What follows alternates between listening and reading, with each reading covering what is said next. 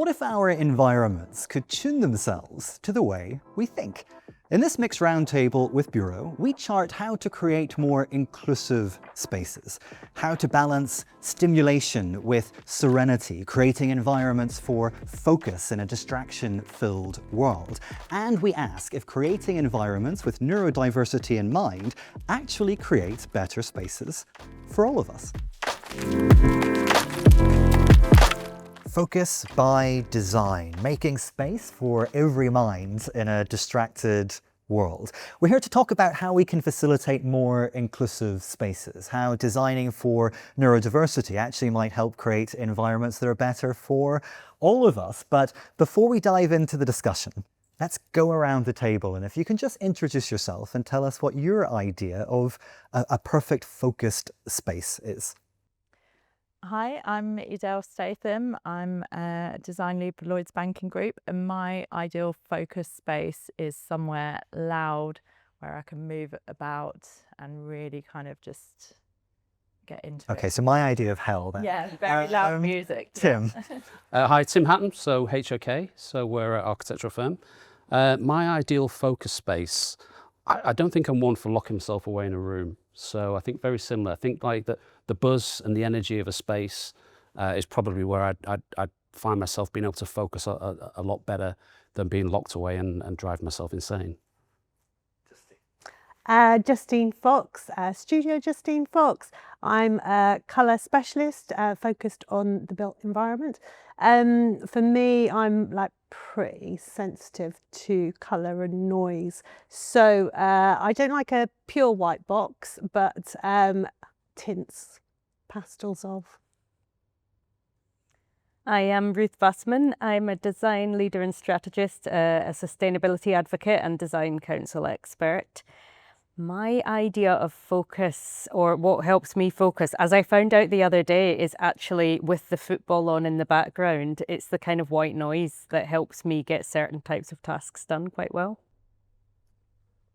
Hi, Zephyr Mongan from TP Bennett, project director there.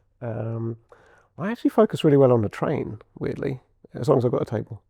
But yeah, something about that kind of perpetual motion and white noise and the buzz stuff going around me, and the fact that there's something going on which doesn't actually need to grab my attention really helps. But yeah, I get a lot of work done on the train. I've got a long commute. I'm Catherine Nicholson-Brown and I'm Specification Director here at Bureau. And my ideal place of focus is definitely somewhere on my own, locked away in a room, usually with classical music in the background where I could just be, focused and zoned in on one thing, but definitely not in an open space with lots of other people around, because that is all I will focus on. I feel like we are of one mind. I mean, I do a lot of writing, and for me it's kind of spread eagles on a sofa, bit of classic FM, maybe a mug of tea. That I couldn't handle, I have to be honest. Well, I think the point about diversity is that it's for the many. The whole point about understanding how we are diverse means that you look more broadly than your own perspective. If you look at an exceptionally beautiful Victorian or Georgian mansion and you see the way that that was designed, it's great, but if you have problems with stairs, then you can't get up them, etc. So, in the same way that having people's ability to access spaces has led to a more inclusive way of designing, I think thinking about people's cognitive challenges or differences can only be a good thing, because it means we all benefit from the changes. So we've got a saying, if you design for the extreme, then you design for the mean. So I think it's designing spaces that give options and choice to everybody and not specific individuals, and then that way you empower people to work to the best of their ability, really. I think designing for neurodiversity helps everyone, because the issues that impact neurodiverse individuals impact everyone, just to a different extent. So everybody gets distracted, everybody can find noises difficult to cope with, or can find, overwhelming scents and smells can stop them from being able to focus during their day-to-day work. But with neurodiverse people, instead of it just being a mild irritation, it becomes something that's, really very difficult for them to cope with. When we start looking at people who may be neurodivergent, when we're talking about colour, we actually start taking notice of colour itself, and I think quite often we look at it as a visual and just assume that everybody can experience it in the same way. But when we bring it back to that level, we start looking at it more in a more considered way. And it's always important to remember that even if you see perfectly well, you experience in a neurotypical way, we're all aging, so we're all going to experience different ways with the environment as we get older. It really benefits not just the people on the neuro spectrum, but also it really aids different life stages of our colleagues. So, for example, we might choose to create quieter spaces free of distraction with the purpose of targeting one particular aspect of the neurospectrum. But what we actually see is that that really benefits people, our colleagues, for example, if you're returning after a bereavement, or those kind of life moments that happen. So we really see the kind of secondary and third benefits permeate out through the spaces, not just for that one intended colleague type. We're going to break this conversation up into a couple of chapters, and I want to start with the question, can design create focus in a distracted world? And to put that in some context perhaps, how do we think the way that we define focus has changed in an era of constant connectivity? I think it is that constant connectivity which is the biggest thing for me, definitely being able to get somewhere where you can actually switch off from that, like you were describing, the constant pings of technology, messages, always being connected, always being accessible to other people. So I think definitely design can help aid that in terms of creating those physical barriers as well as the technological ones, when you need to separate yourself away from whatever's going on, or from me making my noise, and that kind of thing. So yeah, I think it can definitely aid it in that way. What do you think, Ruth? Has how we defined focus actually changed? Because for me, focus is often about actually escape from other people, escape from the racket that they might be making. Yeah, I think there's a few different types of focus, and one of the things that we talk about a lot is the state of flow. And I think that's what can be hard to attain. This is like when you need to get into a task space and get into a state of flow on something that you're working on. And in some ways, maybe that's where, when we talk about the white noise or the ability to really enter that space, becomes challenging. But I still think when you get there, everybody has experienced it and knows what it feels like. So it's somehow about being able to channel that. But I also wanted to pick up, so you touched on something very interesting about how we can, with design, create the right circumstances to get into a state of focus or flow.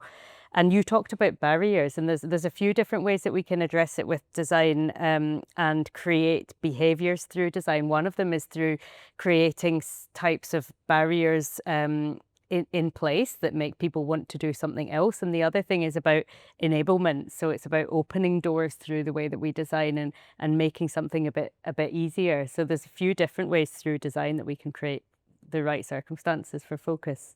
Flow is a word I think you like, Catherine. I've seen you use that before. What does flow mean to look like to you, and how do you think we can facilitate that through design?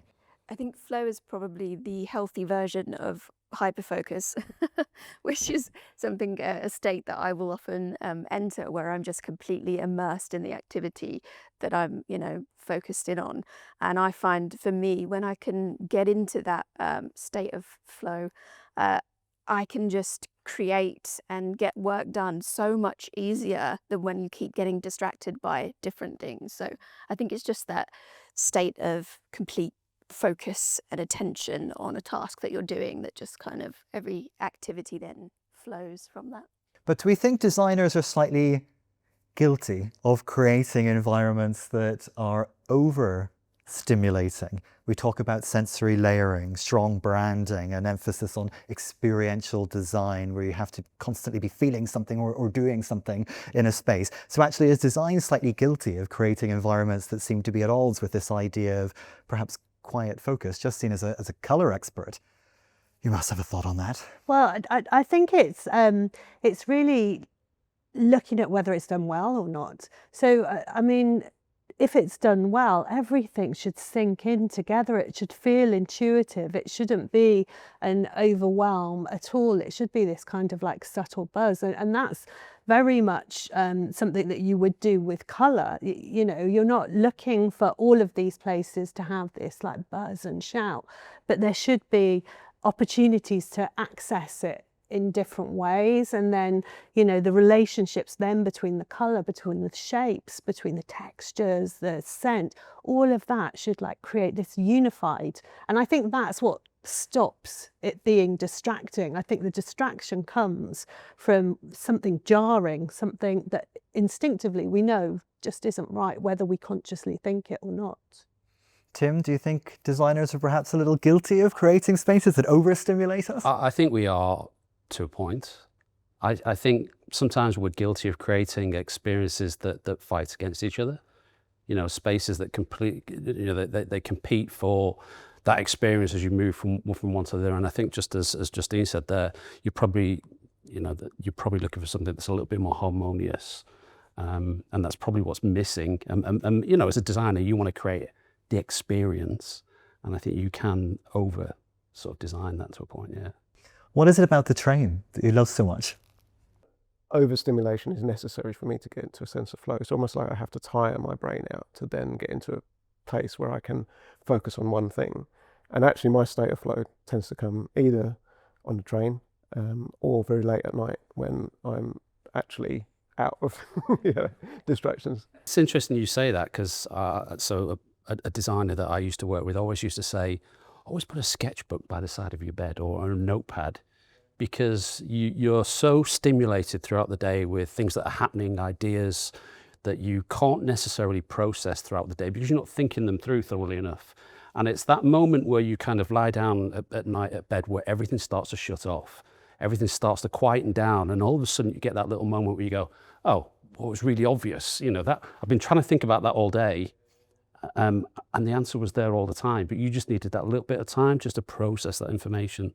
I mean, just in terms of like, you know, how guilty are we? I think it's also the intention. And I think, you know, for a long time, there's been a massive focus on collaboration, you know, which has been, you know, stimulating people to come together, what's going to create an experience, what drives people together, which is, you know, all the right things.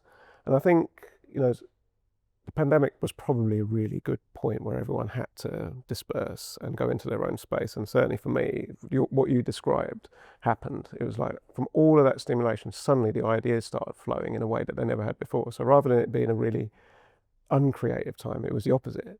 You know, but then 3 months into it, I ran out of ideas. You know, so I think it also depends who you were cooped up with. I think my partner got a bit annoyed with me knocking on the door saying, "Can we have lunch?" Yeah, but I think it's, you know, having that blend is really important. So you get stimulated, you then have an opportunity to retreat from it, to, you know, in whichever form that is.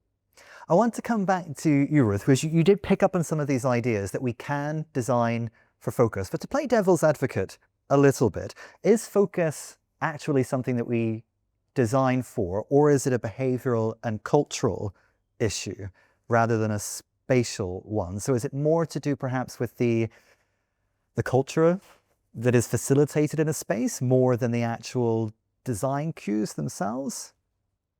It's probably a bit of both. I mean, I think it's clear that technology has changed our ability to focus. And I think, you know, I'm a mother of a nearly teenage boy, and I see how difficult it is for young people who are constantly looking at reels and short form content to actually think about how they can focus for longer periods of time, or possibly what it even feels like. So there is a cultural element, and I think technology has completely changed the way that we can focus. That having been said, I think that there's still ways that we can enable that in spaces and products. You know, there's notwithstanding the fact that everybody has different tastes, there's all the kind of the old understandings about if you've got a long line of sight, you can, you know, it gives you the opportunity to focus in a way that you can't when you're in an enclosed space. And there's also the kind of threshold effect, like when you change rooms, you either forget what you're thinking about or you remember something that you were doing. So I do think that there's a physicality to us, there's a physicality to the way that our brains work, and therefore the physical space we're in can really help or hinder the way that we can focus and on think. this thing of culture, you mentioned that you like a rowdy room. Is that what it's like where you work? Is it kind of loud and a bit brash? No? No, I mean, and yeah, absolutely. If I was to have my ideal focus state in the office, I wouldn't have many friends left, for sure. Just get a load of people to come and shouting. Yeah, exactly. So from that point of view, if I need to get into that state in the office, that's when then, you know, the headphones will go on and that kind of stuff. But yeah, I think that behaviour piece, it's like the behaviour piece really kind of comes into play about making people aware of different people's needs and how to support people in achieving that kind of flow state. I think we all definitely have a part to play in supporting that, not just us from a built environment point of view. And it's definitely one of the bigger challenges I think we're seeing coming through. What might a radically distraction-free environment look like for each of you? Justine, it's not a white box, I assume. It's not, but it would be, I fiddle a lot. So there would be like textures, because that allows me to focus here. I think the point about the long view as well is really important. Like, you know, when you're really like trying to think through something and you're like looking at kind of concepts, and I guess as we were all speaking, it kind of struck me that actually there are different types of focus, and I'll want different states. So some of the creative stuff, like you were saying, was, you know, when you're with people and you can be quite focused on what you're doing. But then, yeah, that long sight, being able to look off into the distance, and it almost kind of gives you that that lift in your head. You can almost feel the physicality of it, can't you? And, you know, for me personally, in colour terms, Moorfields Eye Hospital, if you've ever been to ophthalmology there, they've got this amazing, like, it's quite a warm mint, you know, kind of like a spearmint, but very, very close to white. And it's like being in a cloud. And it just, I mean, I haven't been there for a long time, but I remember that feeling of lifting and just, I mean, they're doing it for a reason, but. I was actually in a workplace recently in my native Belfast for a finance company. It's a huge project. It's one of their largest offices outside of London, and they have these white rooms to escape to. And so you can't really perceive distance. It's a little bit of that kind of cloud effect. It's a very diffuse light. It's not absolute silence, because actually that's also quite discomforting for people sometimes, but there's a little bit of something ambient, and it is just that moment of respite, of kind of escape from the mayhem of the office. Probably your idea of hell though. But Catherine, what would a radically distraction-free environment look like for you? I think for me, two things that are quite important are that the environment is familiar. Also, I think, sort of trailing back from that, is that it depends on what I'm trying to do. If I want inspiration, I do need an environment that is more buzzy. There's people around, you know, I can get really inspired in those kinds of spaces. But to actually follow through on that with any kind of piece of work, I would need an environment that is very familiar, because for me, when an environment is new or even just different from where I normally sit, you know, if you're hot desking or whatever, I can find that very, very distracting. I have a set desk and my chair is in the same place, and that's how I can focus. And also just having like natural elements. So I find anything that's got sort of like biophilic elements, or I've got loads of plants in my house, and that really helps me to focus, because it helps to sort of calm me down and get me into the right sort of state of mind to go able to work. So we're going to move on now to our second chapter, senses and signals.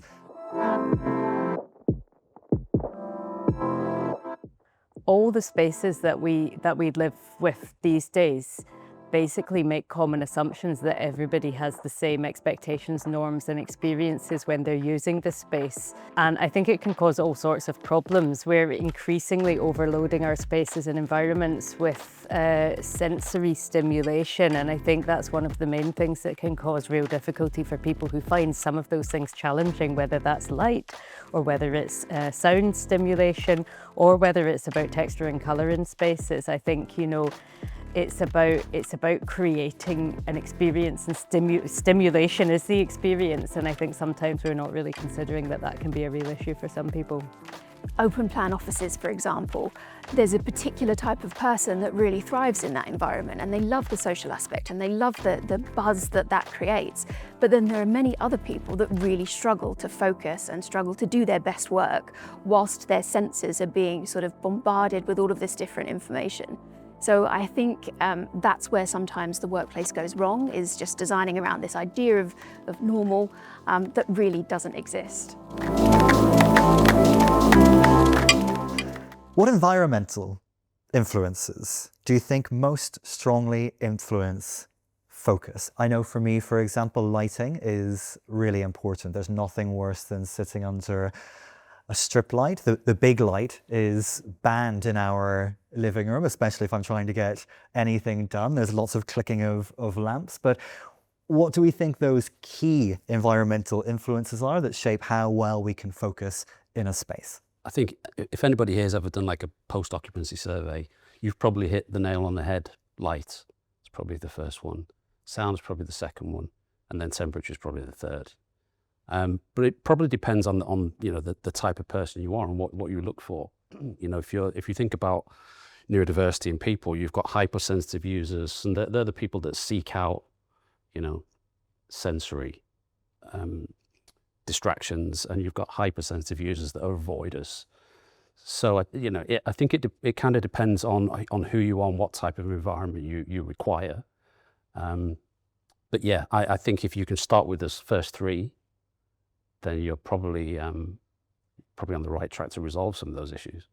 Can an environment be both stimulating and calming then, or are those two things always at odds with each other? You mentioned this idea of almost personalization of a space, but that requires a change, the capacity, for example, to make it louder or quieter, brighter or darker.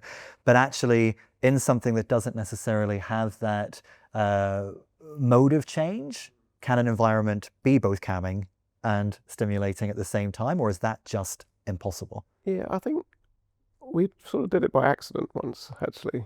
And it was, I was working with a colleague on a project, and we had a really awkward shaped atrium to build around. And so rather than build off the atrium, we built pods around it. And what I ended up doing was creating what we sort of termed negative space. And each kind of aspect of these pods had a different aspect. Some were in bright sunshine, some were in shade. And so you just ended up having all of these different sorts of environments dotted around one larger space. And the client was like, no one's going to use these. He was convinced that we should have just maximized rooms, but we convinced him otherwise.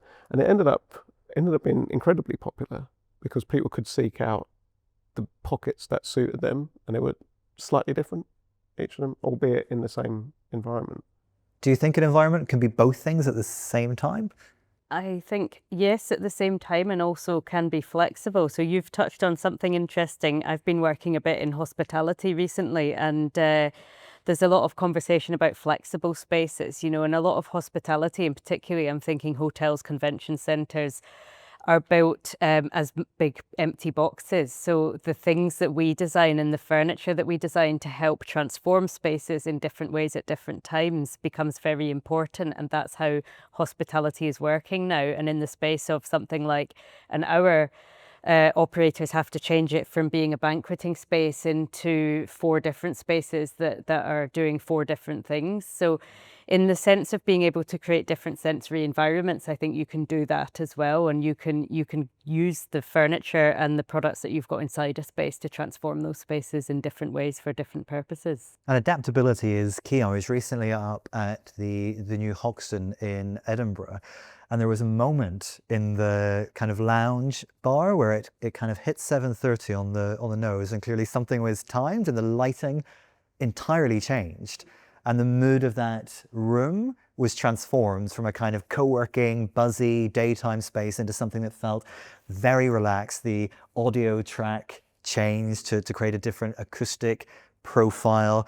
And I guess that's where adaptability comes in. So how can we use technology or products that help us to tune spaces like that in real time to offer quick adaptability? I think we're seeing that now anyway. So I don't know if anybody's ever toured GSK's new office top of Tottenham Court Road. So you've got this Internet of Things.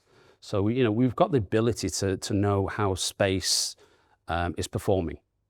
Whether that's the CO2 levels within a meeting room space, or whether that's lighting, circadian lighting, whether lights are too bright, too dark. So we've got the ability to use that technology to change those spaces. Depending on how people react to them. It's a perfect example if you, I don't know, the BCO tours are still going on, but it's a perfect time to go and actually have a little look at that and how it actually might affect space and how people use the space. Yeah, I think for me, exactly touching on that, the technology exists. We have it in our building sensors and that kind of thing. We have the ability to adjust all of these things. What we don't have, or certainly we don't have at the moment, is the real-time ability of the user to be able to change it.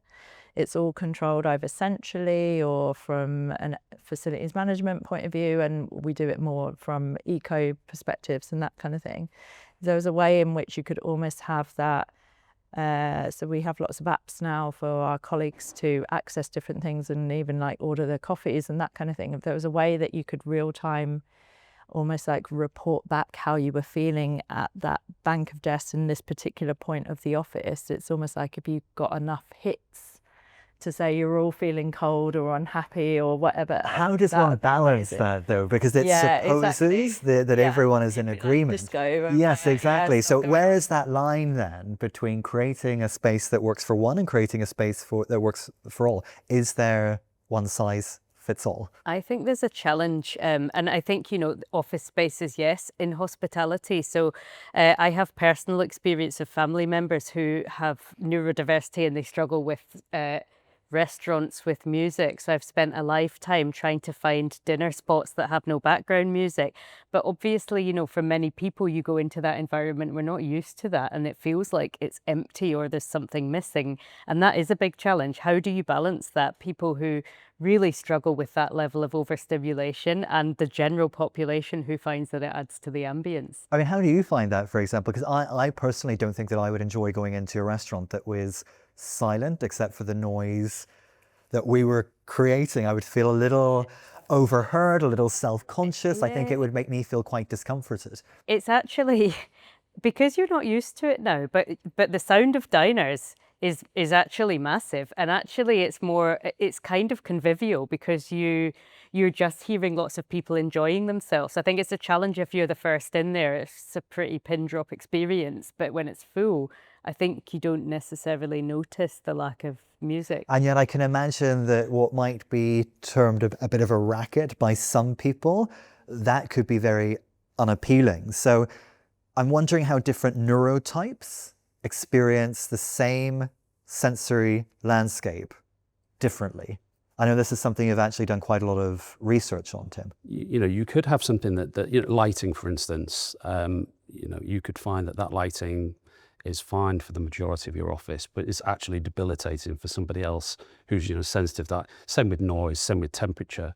I mean, just tying a little bit back into the last question that you mentioned was the fact that rather than creating, flexibility for that person in that position, we're given the opportunity for people to be able to move around and actually find that where they're more comfortable.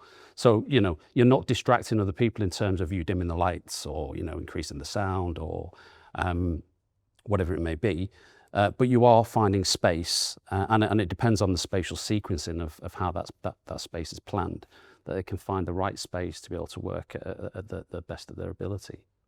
Justine, do you think that universal design should be the goal, or this idea that actually we have spaces that can be adjusted to the individual? It does go back to that question, can it ever be all things to all people? Yeah, and I think when we've been talking about workplace, or we've been talking about hospitality, and that starts with the premise that actually you have the opportunity to move about.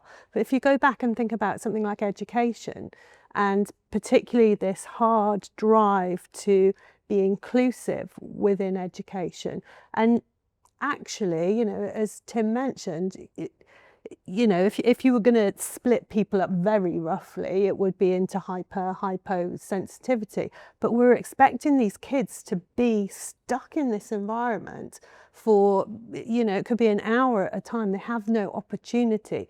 So then it becomes that, is it that we need to redesign our structures, like the systems? Is that what needs to be redesigned? And then you can then go on to designing a space which would have a generality that should gently support. Yeah, so it would be slightly more adapted, but still working within that system. It's so true. I mean, hospitals, healthcare environments, another example. I recently did jury duty. I mean, what a miserable space to be stuck in for 2 weeks. Kind of 20 years worth of different chairs that are clearly being collected, strip lighting, peeling carpet. Yes, the strip lighting again, it doesn't put you necessarily in a good headspace to go in and make a decision that could determine the future of someone's life. So I think this idea that actually it really depends on the purpose of that environment and the user. We're going to move on now to our third chapter, which is about designing for neurodiversity beyond that one-size-fits-all mindset. So let's start with what assumptions about what a normal sensory experience is, and actually how those assumptions underpin architectural and interior design. So there is this idea that there is a normal and there's something that sits outside that spectrum. What do we generally understand the normal to be, and how do we typically design for that? I think people design for themselves quite often, don't they? My dad was an architect. He did the wall in my kitchen, and it's a very comfortable resting point if you're 6'4". My husband is 5'6". So it's that idea, and I think we've made these assumptions that everybody is like us and people will experience things in the same way. So I think that's the kind of crux of it. That's the core, is getting out and talking to people. Like, I know from the world of colour, we don't know half as much as we need to know. It's still very much an emerging science when we're looking at the impact of colour on certain neurodivergences. We have more information about children than we have about adults. And so, yeah, it's about talking to people, testing in real life situations rather than sit you in a little box and stare at a colour, see how you feel. I think there's also an understanding that needs to be had that not only are there differences between neurotypes or the ways that people think, the same individual can change throughout the course of a day, or have they had enough sleep, or have they eaten enough, or like loads of different things can impact how a person interacts with a space. And that's where I believe it all comes back down to what you were talking about in terms of control. If an individual could control that environment or be able to curate their journey through, a working day, then they can put themselves into the environment that best suits them at that moment on that day. And I think that that's quite an important thing for when we're looking to design. Like you talked about behaviours and enabling behaviours, and I think we, as designers, I think we try to, obviously we have our own personal bias, I guess, but I think it's really important, and what we I hope we try and do is understand our clients and understand what their needs are, and then design around that, and design for them and what their particular goals or whatever are. But around that, you develop this scheme, you develop this design with a group of people who are kind of invested into it, and then that then needs to lead into a whole set of behaviours that enable that space to be used in a way. So talking about being able to move around, I think a lot of the time we might struggle because we create all of these different types of spaces, but people actually, for whatever reason, maybe because they don't feel they have permission to, don't use them. They kind of put up with what they have been doing because there hasn't been a process put in place to say, well, look, if you feel like it, you can work here, or you can do this, or interact with the space in a different way. And I think there's a kind of behavioural side that goes with the design side that needs to kind of marry up together for it to be kind of truly successful. Absolutely, that's like the missing link for us quite often is like it exactly to your point. It doesn't matter how adaptable a space it is, if somebody doesn't know that they can move that table or make it go up or down or how to do that, giving people that permission to do it is such a massive part of it. The permission is like massive. I mean, just in our own little project, which I did for we create the space, and we do this for our clients as well.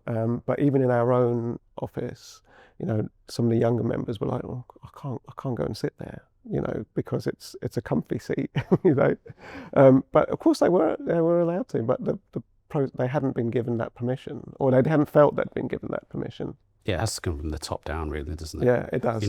We find that if anybody that's senior within the office, if you're seen to work in some of those other spaces, then it's accepted that, well, that's the kind of the norm. You can do that. If that's how you want to work, then that's absolutely fine. Used to get a lot within the sort of the banking industry, where it was very much, if you're not at your desk, you're not working, and productivity is down. And I think people are coming around to the fact of changing that. Clients are understanding it. But yeah, it needs to be top down. People need to lead by example, I think. How can designing with neurodiversity in mind actually create better environments for everyone? So, I mean, I guess maybe there's a problem with the conceit of the question, because it still suggests that there's this idea that this is a spectrum of normality and neurodiversity is something that sits outside those realms, when maybe that is actually not entirely accurate. Maybe neurodiversity encompasses everyone and it's just where we sit on that spectrum. But nonetheless, how can perhaps considering the extremes in either direction or in any direction still create environments that actually work better for the many and not just the few? I think there's an and about this rather than an either or. So I think about some additional services that might be available. And I'm thinking, for example, about, let's say, music venues, which is a subject that I have knowledge of. I'm on the board of a music venue, and a question that came in from a customer recently was around, do you have any areas of your website or any tools that can help me to educate myself about the environment of your venue before I go there? And this was somebody who was neurodivergent. And so having those kinds of tools where you can't adjust your space any more than is possible, you can give people the knowledge and education to be able to at least give themselves the awareness of what it's going to be like. So things like helping people to know what the menu is before they get there, I think it's a good prep tool. There can be some kind of augmented or virtual reality ways to give people tours of spaces so that they can be there before they go there. And I think that's also good for people who feel that they need to be prepared for a space before they get there. So there are things there, and that's just useful for anyone, because loads of people want to know what the menu is. They want to know how expensive the beer is before they get there so they can save up. I think that's an important point as well, is that it's the same for everyone. Like if someone is going to be, everyone can be impacted by sound, everyone can be impacted by uncomfortable lights, but for someone who's neurodivergent, it could be debilitating, whereas for someone who is neurotypical, it's just an annoyance. But it's the same principles. And I think it was your colleague Kay, in her book, she mentions about neurodiverse people being the canaries in the coal mine. They notice that problem because they're so attuned to those senses. They notice it before everybody else, but the problem's still there. Yeah, I mean, we do say that if you can design for the extreme, then you benefit the mean. You know, so it's not that it benefits certain individuals. I think at the end of the day, it's a benefit for everybody, wherever you sit on that scale, from neurotypical, you know, to hypo, to hypersensitive. It's a benefit for everybody. Where is the line then between designing for neurodiversity and designing with neurodiverse users? So when you talk about, for example, Casebook or this kind of research projects that you've done as a studio, how much of that is actually informed by those who perhaps have some of these sensitivities? So interesting. So we've not so long finished a project for ARIP where we did exactly that. So we actually spoke to the users and asked the users what they needed. You know, ARIP identified quite early on, they're engineers. You know, if you want to put us on that scale somewhere, we kind of know where we are. So talk to us about neurodivergency. And so I think unless you talk to the people that will be using the space and understand how they want to use it, then if you don't do that, you're not going to get it right. Mm-hmm. Do you think that the success of a space could be gauged on how inclusive it is for neurodiverse users? We already think that way about sustainability, which wasn't the case not so long ago. We think about that way with accessibility, which equally wasn't the case slightly longer ago, but nonetheless not that long ago. Do you think we will eventually reach a point where actually how inclusive a space is will be part of the metric that we use to gauge how successful the design of that space is? Yeah, absolutely. It feels like a natural next step. Certainly, like big organisations like ourselves, we've just had our annual, what we call My Voice results, and you know, you answer these questionnaires on so many topics about feeling safe, feeling supported, feeling valued, that my differences are understood and that I'm supported. And then there's a bit about how you feel about your built environment. So it feels like that's the natural next step, the link between the two. Can I ask how you use the information that you gather through that process? You ask people how they feel about the built environment. What do you then do with the results? So we do a lot of post-implementation reviews as well. We spend a lot of time, we have both internally, we have networks to for all different reasons, but also neurodivergent as well.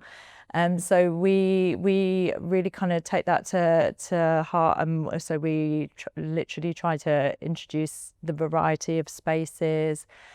We have been looking at ways that we can customize lighting or control lighting. We talk about how we can do those different things, and so we actively take that and literally will sit and brainstorm on these things as various groups within the business to see on how we can improve it.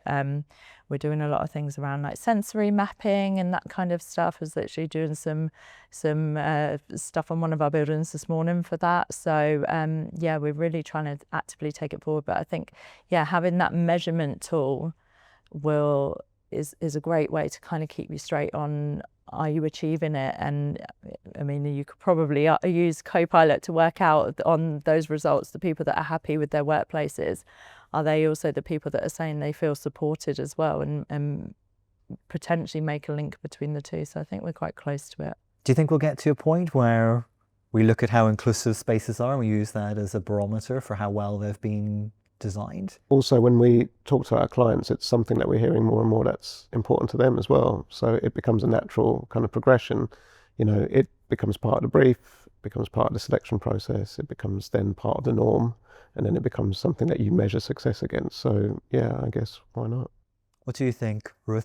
I mean, you mentioned hospitality, for example. Now one cannot stay in a hotel without them trumpeting their sustainability credentials. Do you think we'll eventually get to a point where perhaps this idea of including all types of neurotypes might be something that's actually promoted as a positive narrative? I hope so, and probably, and I guess I'm curious because a question arises for me as you're talking. You know, if you're in hospitality and to some extent in the workplace, you get constant feedback because you have customers and you need them to return. So if your space is successful or your service is successful, then they'll come back.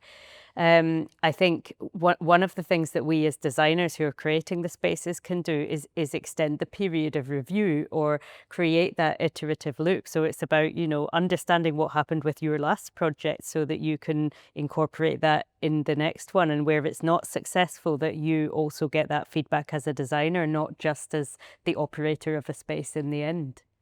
I'm just wondering on that point how we might measure that beyond simply asking people. Are there other ways in which we can gauge how people are genuinely using a space, how effective that space is for them, that goes beyond a questionnaire? Well, I mean, you've got the Internet of Things and sensors. If you want to talk about occupancy, if you want to talk about comfort. We recently did a project in Seattle where we had people wear biometrics. So, we could map in terms of what does that mean in terms of movement? How many more steps are people doing? Does their sleep patterns change at night? How much, how much are they? Do they feel much more comfortable in the new environment they're in? So I think there are ways that we can do that, and we can measure it, and then actually learn as we kind of progress and move on to what that next design may be. Well, let's stay with that idea for our final chapter, the future of focus. There's so much more awareness of neurodiversity now, and there are so many more people who are being diagnosed with different types of neurodiversity that it's going to be absolutely imperative that we're including that in our metrics when we're designing. I think we can gauge the success of environments in a very similar way to how we gauge the success on things like sustainability and things like accessibility, by just really trying to understand how people interact with their environments and how an environment might have an impact on an individual. And by beginning to understand that, we can start to look at metrics around it. How can people focus? What are the main areas that we need to look at to make sure that this environment is inclusive for everyone and also helps to promote that performance and focus that people really need within their working lives? There are already studies out there for businesses that show how they can improve their profits if you're looking at it from a real base level of cash. But actually, it's encouraging the top talent to be with you. We can see that many neurodivergences actually have these amazing qualities that create these rounded businesses and make amazing places for people to work. I want to talk about AI, which is the big talking point of the moment, especially in design. Do we think that perhaps it has a role to play in creating smarter spaces that anticipate user needs, that allow for spaces that feel more inclusive for neurodiverse users? I think it would be good I think you could use it, again, obviously harking on about a workplace point of view, when big companies where you have booking systems. So we use systems where you have to pre-book a desk if you want one. So I think using that kind of AI to work out, for example, you can already see who else has booked around you, but it's almost the case that if as someone that wants a lot of noise in that, you could almost create your pockets and it could give you more real-time feedback for what the state of play in the office is, and maybe adjust your bookings accordingly and actually suggest that if there's a big team event going on, maybe you want to go to this part of the building instead, or vice versa, and that kind of thing. So I think it could be used in that way as well to help people make the selection that's right for them at that moment in time. You work in a field, Justine, that, at least for me, I understand it to be kind of partly rooted in really measurable metrics, and then there's something that's a little bit intuitive because it's very human as well. What do you think about the potential of AI? Yeah, I mean, AI is always a really interesting one when you're talking about colour, and I think people can get very much kind of like, oh, well, we'll never understand the emotion that we have, but it can simulate it. It can understand it to a good enough level for it to start specifying. But I think there is something about that human touch, that talking to people and accessing and understanding actually how are these colours affecting.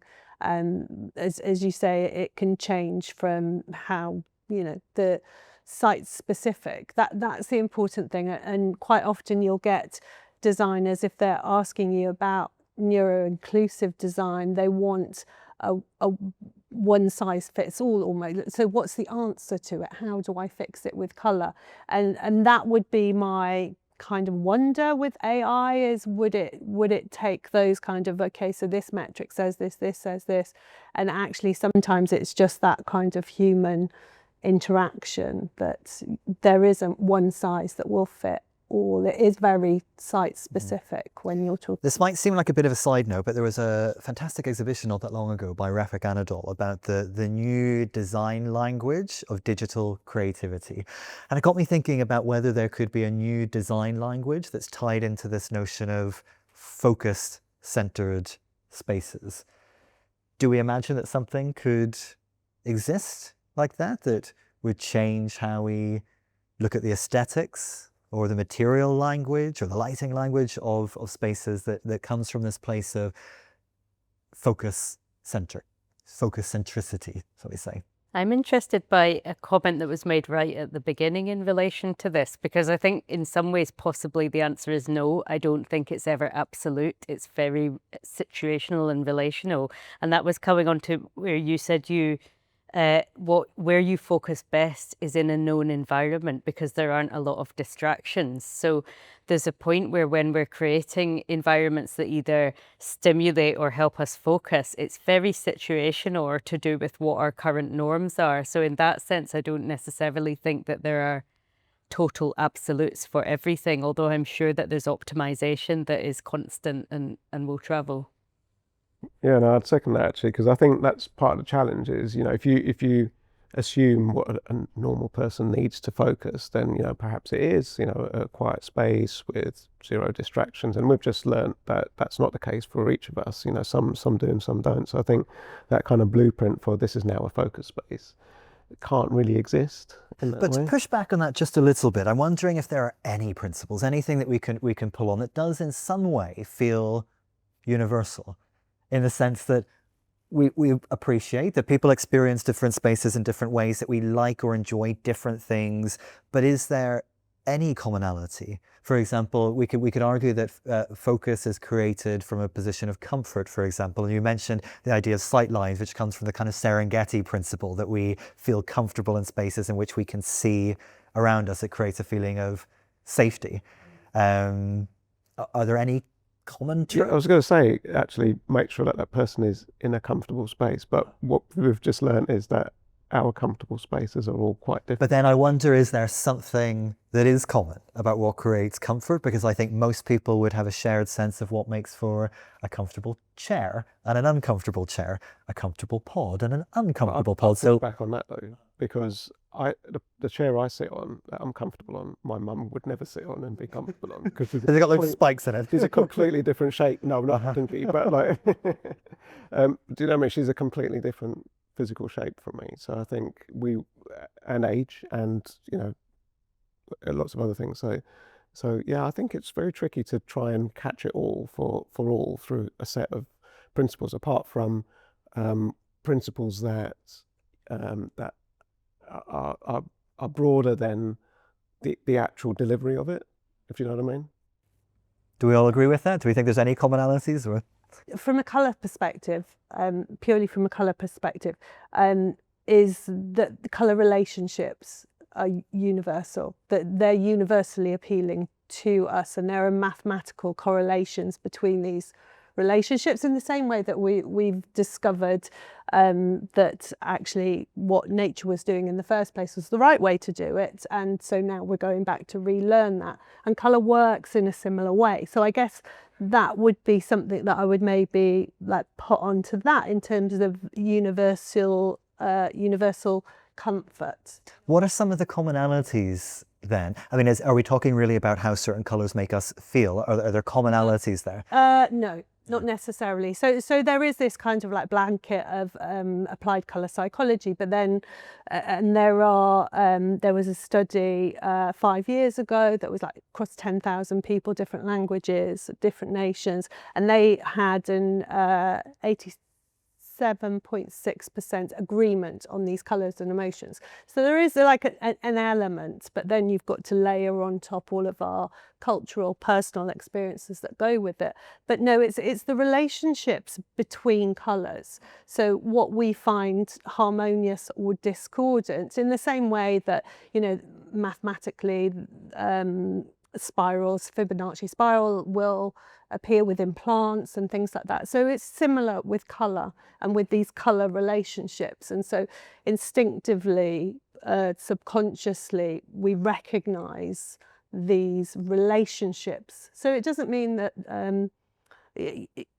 it doesn't mean that we will all love all of the colours, but what we're appreciating is the relationship. So it kind of goes beyond that personal preference. To bring it back to this point of focus, how can brands, organizations, individuals measure the quality of focus and not just productivity? Because I sometimes think the lines between those two ideas are blurred. We think that if we're producing a lot, if the output is high, it means we're focused. It means we've got into a place of flow. But how do we actually measure the quality of the focus, not just based on a productivity output?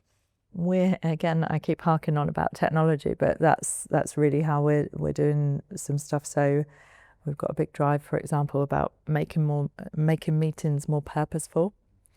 And so, like, the technology is there in a kind of non-Big Brother way that tells you how much time you're multitasking in meetings, especially in a world with Teams meetings. So it's almost like, how do we kind of harness the way that technology can tell us if we're working whilst we're on a meeting and not paying attention to the person? So it's almost like, is there a way, I don't know the answer to it, is there a way that we can almost get that same sort of real detailed analysis but out of the physical space? And I'm not entirely sure if it's even possible, but it'd be great if you were able to do something like that. Well, maybe there are no answers yet, but yeah, do we think there's a way of measuring the quality of focus and not just productivity? If you make your meetings 5 minutes shorter, do they make them more productive? And we're literally trialing that kind of stuff so that you've actually got time to go to the loo or breathe and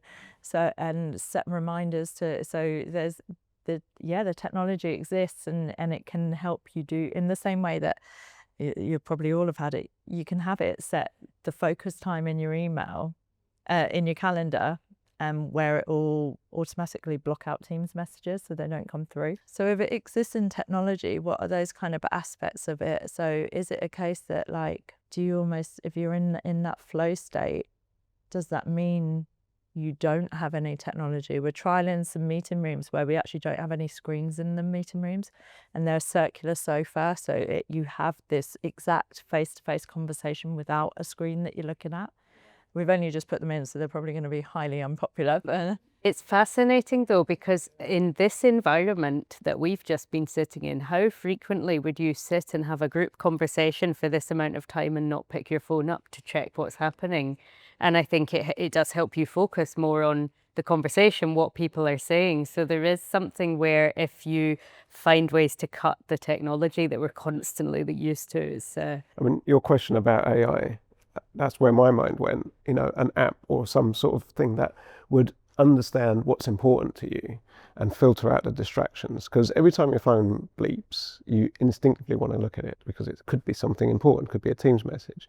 But you know, half the time it's probably not. It's just something random that pops up that you didn't know you'd subscribe to or something. You know, and if you imagine there'd be technology that kind of understood what was important, what you should be disturbed for, that would be really helpful in terms of focus. Well, I would gauge this to be a pretty quality conversation. But before we wrap up, I've got one last question, and we're going to go round. What do you think, in just a line or two, is a radical or bold idea for the future of neuro-inclusive spaces?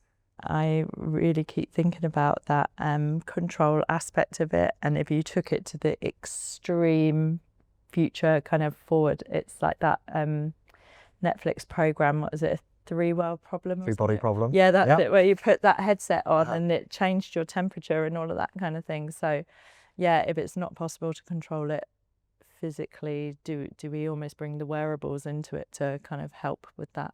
So great. Tim, a radical idea?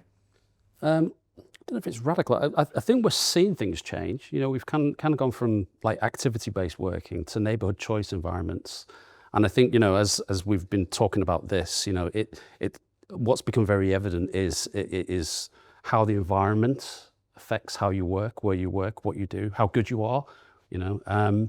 So is it a case of we're transitioning to this idea of environment-based working? And maybe is that the next sort of step or the next sort of evolve of what the workplace may be? Justine, a radical idea of the future of neuro-inclusive spaces?